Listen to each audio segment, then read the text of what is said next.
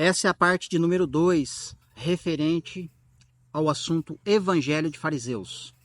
Eu gravei a primeira parte, gravei num parque andando, né? Fiz alguns cortes, postei no Facebook e vou colocar aqui no canal também. Então vamos lá. Vamos fazer aqui vamos esquadrinhar essa letra dessa música, Evangelho de Fariseus, né? Porque tem muita gente confusa, muita gente perdida no assunto, né? Não sabe o que está sendo falado na música, ou sabe e está tentando criticar, tentando se opor na letra, né? Então vamos ver se tem alguma heresia, né? Vamos ver se tem algum refrão fora do tom. Vamos ver o que está acontecendo, né? Para ter tanta crítica assim. E embora a crítica, você vê que as críticas vêm todas da liderança, né? Você não vê uma pessoa sem ser líder de alguma coisa criticar a letra. Parou para pensar nisso? Vamos lá então. Fazemos campanha para nós mesmos. Então, essa campanha aqui, por exemplo, ela tem pelo menos 4 tipos de campanha, né? Existe a campanha política, né? Que os políticos fazem para eles mesmos. Existe a campanha secular que nós fazemos, né? Tipo baixo-assinado para melhorar as coisas do bairro, alguma coisa que você não está gostando da vizinhança, você faz um baixo-assinado. Nada mais é que uma campanha, né? Para nós mesmos, né? Existe a campanha militar, né? Que os soldados, o general, o capitão, o comandante, a galera do exército fazem, né? Campanha. Aí é para eles, né? Mas não é para nós, a campanha é para eles. Fica da mesma forma, né? É para nós, campanha é para nós mesmos, né? Estamos sempre preocupados com nós e não com o outro. E existe a campanha religiosa, que no caso é o que a gente vê nas igrejas, né? Campanha do óleo ungido, da vassoura, da almofadinha, do guardanapo, a campanha do cobertor, a campanha do 7 mergulhos, ainda que está escrito, né? Do 7 mergulhos na mão, a campanha do 21 dias de oração de Daniel, tem a campanha... É vasta a criação, né? A criatividade do ser humano para campanhas, né? Mas todas elas voltadas para o eu. É o meu processo na justiça, é a minha cura, é o meu apartamento, é a minha casa, é a minha doença, é o meu coração, é o meu corpo que está enfermo. Campanha para nós mesmos, né? Ou seja, não existe aquela campanha em favor do outrem, como Jesus ensinou. Jesus não ensinou que era para se colocar no lugar do outro, se compadecer do lugar do outro? Faça para o outro o que você quer que façam para você. Não é isso que ele diz? Então, a primeira frase, né, eu não vejo erro na primeira fala dela, né? As campanhas são feitas para nós mesmos. Não só isso. Até a Simone que escreveu aqui para mim a letra, né, no caderno para mim. E a gente esquadrinhou também, eu, a Simone e mais o Júnior. A gente esquadrinhou a letra da música, né? E a gente até chegou ao ponto de dizer o seguinte: sabendo de tudo isso, já que a gente já sabe que as campanhas, né, ainda que são espirituais, religiosas, né, é para nós mesmos, ainda existe a nossa vida secular. Eu trabalho para quê? Para sustentar minha família. Eu pago conta de quem que eu pago a conta? Da minha família. Para que eu compro roupa? Para mim, para meus filhos, para minha esposa. Quando eu ponho combustível no meu carro, para que é? É para servir a minha família. Eu não coloco combustível no carro do vizinho. Eu não pago uma conta de luz do vizinho. Eu não vou lá no vizinho e falo: vizinho, quantos boletos você tem aí? Dá um aí que eu vou pagar para você. Dá uma conta sua que eu quero pagar. Na nossa vida secular a gente não faz isso também. Você entendeu? Muito menos na religiosa, né? Então, irmãos, isso aqui é uma que fala, uma bofetada na nossa cara, sabe? Eu me incluo nisso. Dói em mim essa frase aqui, ó, essa primeira frase. Eu vejo um monte de coisa que eu poderia estar fazendo pro próximo. Não para mim mesmo, mas eu faço para mim, da minha família, pro meu negócio, pro meu do meu interesse, o interesse do outro tanto faz, tô nem aí. Nós somos assim por natureza. Então, é um confronto. Agora, por que criticar isso, meu Deus? Por que não aceitar? Por que não reconhecer, olha, eu sou pecador, eu estou fazendo isso. Eu estou fazendo campanha para mim mesmo. Mesmo na vida secular, eu não estou vivendo como um cristão, porque na vida secular eu tenho que ser cristão também. Eu tenho que ajudar o próximo. Eu tenho que fazer a diferença. Ser sal da terra, ser luz para o mundo. Muito mais do que na igreja. Mas não fazemos campanha para nós mesmos. Estocamos o maná para nós mesmos. Aí o maná é porque tá lá, tem o contexto do deserto, né? Porque o maná caía você podia recolher só aquela quantia por dia, só para você e sua família. Você não podia colher mais do que o suficiente para aquele dia. Se você colhe o dobro, no dia seguinte estava bichado, né? Apodrecia. Aí a gente pode partir para o lado literal, vida secular. Tem pessoas que têm 15 fazendas, 20 fazendas, 150 apartamentos, 20 carros na garagem, não tem mais onde pôr dinheiro. Estocando o maná para si, sabe? Morre, fica tudo ali, não usufrui. E tem gente precisando. Tem gente que não tem o maná, porque o maná pode ser traduzido também como necessidade, não só alimento físico, mas uma necessidade, né? Engloba tudo isso o maná. Vamos lá. Oramos por nós mesmos, né? Oramos por nós mesmos e pelos nossos. Então a gente sempre faz isso mesmo, a gente ora por nós, né? Pela nossa família. É raro a gente orar pelo vizinho, por fulano, por beltrano. Acontece. Mas o certo é orar muito mais pelo próximo, pelo outro, do que por nós mesmos, né? Entende? Orar mais pelos outros do que por nós mesmos. Esse seria o ideal. Ela está correta na letra. Não vejo erro nisso. Mais uma bofetada em nós, né? O reino virou negócio. E o dízimo importa mais do que os corações. Eu acho que essa parte aqui é o que mais dói neles, né? E que o dízimo importa muito mais do que as pessoas, com certeza. Absoluta. Tanto é que você vai ouvir rádio evangélica, rádio gospel aí, fala mais de dinheiro do que pregação, né? Fala mais do número da conta do que os versículos bíblicos. Ou seja, a pessoa está com um número de conta na mente, né? Só conta, só faz pix, faz isso, faz aquilo outro. Enquanto ele está querendo quem nós nem pensamos ou nem nos preocupamos, né? Ou seja, é uma sequência, né? O reino virou negócio, o dízimo importa muito mais do que os corações. E quem Deus está querendo alcançar, nós não nos preocupamos, nós não estamos nem aí. Nós, no sentido de quem está praticando essas coisas que ela está falando. Fazendo negócio com o reino. Mais se importando com o dízimo do que quem é aquela pessoa que está precisando. E a pessoa faz vista grossa, ou nem sabe, na verdade, né? Porque o coração dela está no dízimo, ela está olhando para o dízimo, para o dinheiro, sabe? Para os valores. E as pessoas estão necessitadas, precisando. Deus querendo alcançar aquela pessoa, e a própria pessoa aqui que fez do reino um negócio, que está se importando mais com o dízimo, não sabe que existem pessoas que estão necessitadas e que Deus quer trabalhar naquelas pessoas.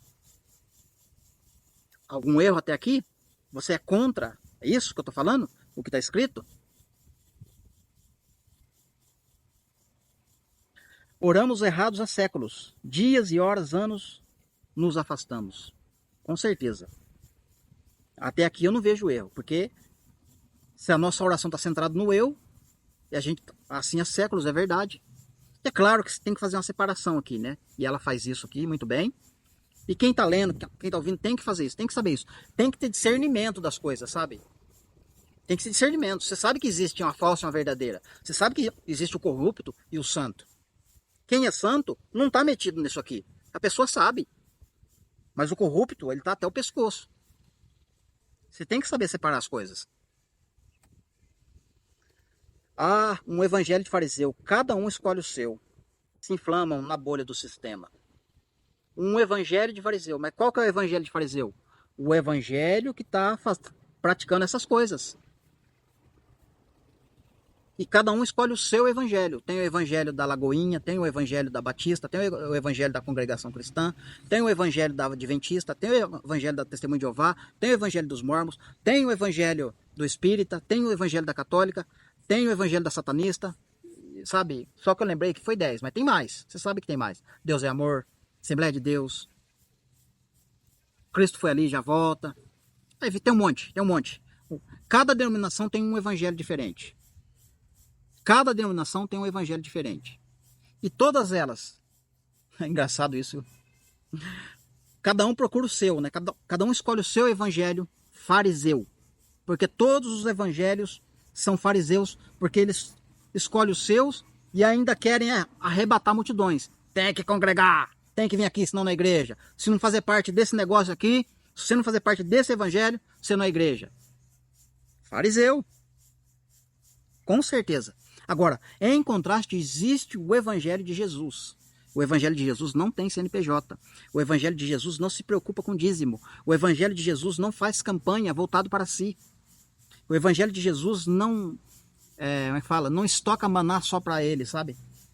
É diferente, é totalmente diferente. É isso que a pessoa precisa entender. Que existe o evangelho de Jesus e existe o evangelho de fariseus. Cada um escolhe o seu evangelho de fariseu. Pra você ter ideia, na época de Jesus, existiam os fariseus, existiam os saduceus, existiam os mestres da lei, os rabinos, etc. Todos eles ficavam enfornados no templo, nas coisas do templo, nas purificações e as coisas que a letra, né, ordenava, sem entender o espiritual, né? Então eles eram preocupados demais com o templo, com as coisas do templo. E quem não fosse lá no templo, né, não fazia parte do reino de Deus, não, sabe, não podia nem chegar perto deles, né, que eram circuncisos e tudo mais, os santarrãos, né. Jesus saía fazendo a missão dele, né, o evangelho, pregando o evangelho. De vez em quando ele ia na porta do templo, de vez em quando ele ia na praça, de vez em quando ele ia num povoado, sabe. Ele não ficou no seu lugar, ele espalhou por toda parte o evangelho dele. Em determinado momento, um dia ele chega, depois de passar por uma grande tempestade no mar da Galileia, chegando na praia assim, ele avistou de longe um gadareno, um homem lá. A Bíblia vai dizer que aquele homem se espancava, né? Era trancado com cadeias, mas ninguém podia segurar aquele homem, ninguém podia deter aquele homem, né? E ele dava piroleta, sabe? Saia se arrastando, batia em portão, arrebentava tudo, ninguém conseguia trancar ele, sabe? Não existia cadeias para aquele homem, né? Hoje a gente tem, né, no mundo aí, cadeias de força máxima, né? Concreto, portão de ferro, parede de concreto de 1 metro de largura, sabe? Intransponível, né? Mas aí é para prender bandido, né? Bandido criminoso, bandido decidido a ser criminoso. No caso do gadareno, ele foi possuído, né, por uma legião de demônios, né? Que aí ficou muito forte o homem, né? E o corpo dele não sentia, né? O homem ficou forte demais.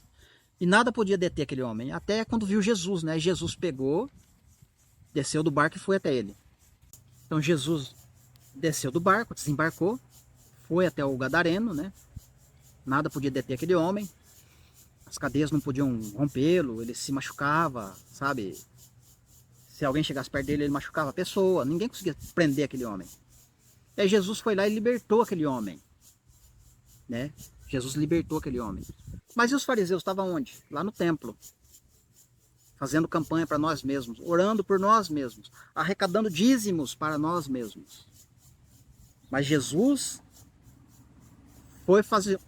foi visitar outra pessoa, né? Jesus não estava preocupado com os dízimos e com as arrecadas do templo. Jesus estava preocupado com as pessoas. E ele foi até o gadareno e trouxe... Imagina só o livramento e a felicidade da família ao receber aquele homem curado, né? Imaginou a quantidade de vergonha que aquela família passou? Quantos prejuízos aquele homem trouxe para sua família, né? Quebrando as coisas dos outros, sabe? Sabe lá o que ele não praticou, né? Destruindo as famílias, sabe? Difamando a própria família. E aí agora ele, em sã perfeito juízo, começou a pregar Cristo naquela região, né? Porque ele foi liberto. Enquanto isso, os fariseus estão lá no templo, não é? E olha só a frase, o que ela vai dizer no cântico, né? Sequência. Ah, enquanto isso, no Marajó o João desapareceu. Como assim? O que tem a ver? O João é uma pessoa necessitada lá na ilha de Marajó. O João desapareceu, foi sequestrado, ou morreu, foi vendido. Sei lá o que está acontecendo com João. João desapareceu. Mas e os fariseus estão aonde? Onde que estão os fariseus? João sumiu? No contexto de Jesus, os fariseus estavam no templo, preocupados com as coisas do templo. Mas Jesus estava preocupado com o gadareno. Lá na ilha de Marajó é o contexto dela, da Aimee. Ela vive lá, na região. Ela sabe o que acontece lá. Ela sabe da criminalidade, das coisas que acontecem lá de ruim. Então ela está denunciando uma coisa que ela vive lá. Ela está clamando, pedindo socorro para uma coisa que ela vive. Vocês estão entendendo? Onde estão os fariseus? Nos templos? Esperando os ceifeiros da grande seara. E a Amazônia queima. E ela ainda faz uma relação aqui, ó. E uma criança morre. E os animais vão sendo superaquecidos pelo ego dos irmãos. Olha só que interessante. Ela correlacionou, né? Claro que ela quis rimar as falas, mas tem tudo a ver. Os fariseus estão preocupados com o sistema, inflamados na bolha do sistema. A Amazônia queima por maldade do homem. Os animais sofrem por causa das queimadas. E a criança morre. Né? Que no caso é o que acontece lá. Não só na Ilha de Marajó, mas em todo lugar. Então em todos os lugares há maldade acontecendo. Em todos os lugares tem criminalidade. Essas coisas horrendas estão acontecendo por toda parte. E em toda parte não podemos ficar focados nos dízimos, nos negócios, nas campanhas para nós mesmos. Temos que olhar para quem que está perecendo. Lembra lá do contexto da oração que ela citou antes? Deus está querendo salvar outra pessoa. Esses que estão inflamados no evangelho do sistema, no sistema, como é que fala? Na bolha do sistema, né? Do evangelho de fariseus, esses não sabem, nem pensam nessas pessoas que estão sofrendo e perecendo. Porque o que importa mais é o negócio, é o dízimo, é a campanha para nós mesmos, é a minha cura, é o meu apartamento, é a minha fazenda, é o meu maná. Como criticar uma letra dessa? Só fazendo parte da bolha. Sendo parte da bolha, critica. Se você não faz parte dessa bolha, se você não faz parte disso, tem que denunciar. Você não pode ser contra. Você não pode ser Maria vai com as outras. E os animais se vão superaquecidos, né? Pelo ego dos irmãos. Irmãos, abre aspas, né? Dos fariseus. Porque se houvesse união, se houvesse o evangelho de Cristo nesses irmãos, dos quais ela está denunciando, uma boa parte dessa situação não seria assim. Isso não aconteceria. Estamos apodrecendo o corpo de Cristo.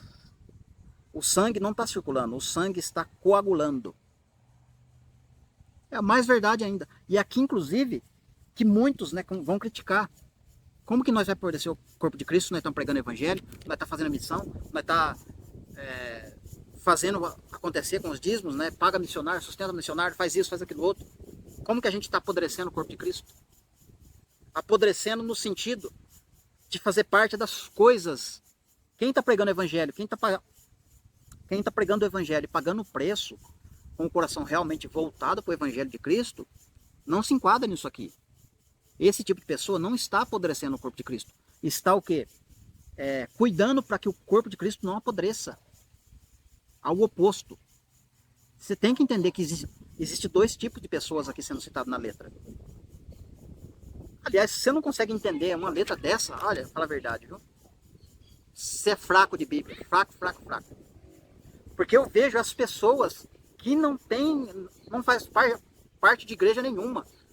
Pessoa que não conhece Bíblia. Ouve uma canção dessa, se emociona. Fala, que verdade, nossa, que satisfatória a música, né? Que grande verdade é essa música. Como eu me alegrei em ouvir isso. Porque isso é uma verdade. Porque a Bíblia fala que a verdade traz alegria, né? A verdade, quando ela é trazida de forma justa, traz alegria. Aí eu estou vendo cristão criticar uma letra dessa. Cristão, líder, gente de 50 anos de igreja, criticar, que nem o pastor Eliseu, por exemplo. Vou colocar um pedacinho aqui para vocês ouvirem. Escuta aí. Se a crítica não pode ser criticada, não é uma crítica social. Não é um chamado à reflexão. É militância. É lacração.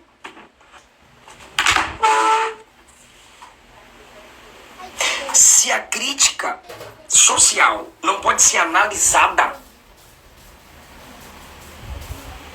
então não é uma crítica, não é um chamado à reflexão, gente, é uma lacração. Vocês acabaram de ouvir o que ele falou, né? Lacração. O que é lacração? Lacração é generalizar. A oração de Daniel, capítulo 9. Vai ver lá. Pecamos contra o Senhor. Fizemos o que era mal. Abandonamos as suas leis. Profanamos os seus sábados. Por isso o Senhor nos expulsou, nos espalhou por toda parte.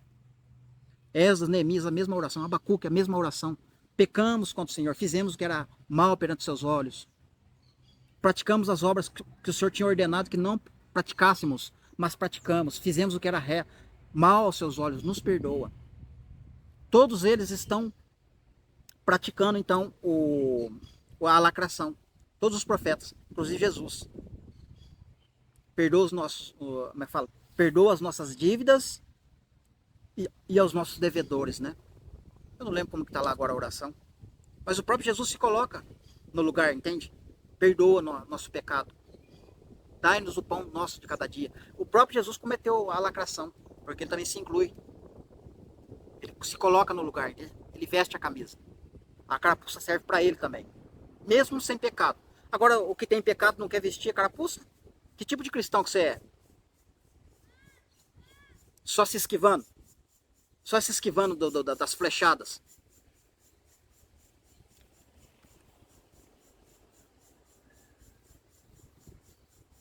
É complicado, né? É complicado. A pessoa não consegue ver isso. Lacração. Aonde que é lacração?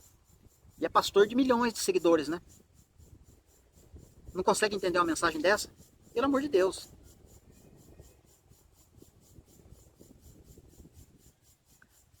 Estamos no ápice da nova era. Isto é, estamos no ápice do anticristo aparecer. E a falsa noiva se rebela. Parece que ela sabia que a falsa noiva ia se rebelar, né? Porque se está se rebelando contra uma mensagem dessa, não é verdadeiro, querido. É falsa noiva.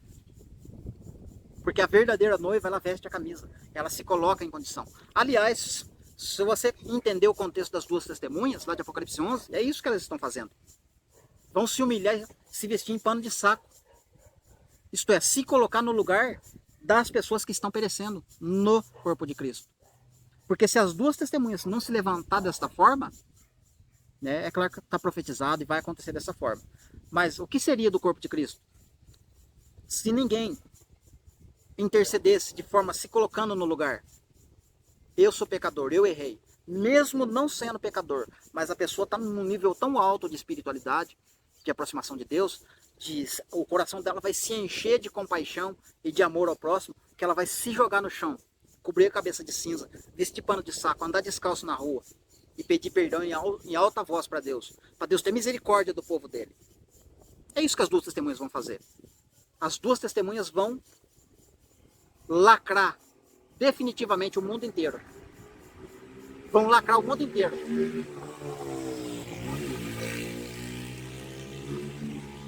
Porque o mundo inteiro vai se tornar pior do que Sodoma e Gomorra. Então vai ser necessário alguém lacrar o mundo inteiro. E receber. É como se tivesse, pune eu junto. Eu quero ser punido junto com esse pecado. Vai se colocar no lugar, compaixão, se compadecer do corpo. Uns vão estar apodrecendo o corpo de Cristo, outros vão estar cuidando. É diferente. Um faz apodrecer o corpo, o outro vai lá e coloca remédio na ferida. O outro vai lá e limpa as chagas. O outro vai lá e carrega o ferido. Coloca nas costas. Leva para o estábulo e paga a estadia ainda. É diferente, é totalmente diferente.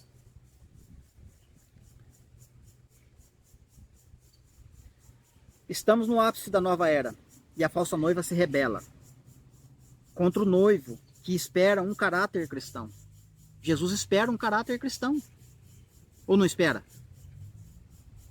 E tudo isso que ela falou, pelo amor de Deus, gente. Criticar uma coisa dessa? Que Bíblia que vocês estão lendo? Que evangelho vocês estão vivendo? E essa mensagem cantada dela, né? Eu, particularmente, já vai fazer 5 anos. De 5 para 6 anos que a gente tá com uma mensagem dessa, né? Só que ela cantada alcançou mais, né? Teve um alcance maior. Isso aqui não é novo para mim. Eu chorei quando eu escutei as primeiras vezes, né? A Simone que me mostrou, inclusive. As primeiras vezes que eu ouvi, eu chorei. Porque eu falei, poxa vida, alguém, como é que fala? Alguém tá cantando a nossa mensagem, alguém tá levando a nossa mensagem agora mais para frente. Mais pessoas vão ouvir a nossa mensagem. Até então eu usava o termo, né? Nossa mensagem é desprezível. A nossa mensagem não tem alcance, né? As pessoas não querem ouvir a nossa mensagem. Aí a Aimee, parece que Deus ouviu, né? A Aimee foi lá e cantou. Foi lá e cantou e o mundo inteiro escutou a mensagem dos fariseus, do sistema babilônico. Agora, aí tem um videozinho aí circulando da Aimee, eu não pesquisei ainda, né? Na roda de samba de pagode. Eu não sei se foi depois lá do reality show que ela participou.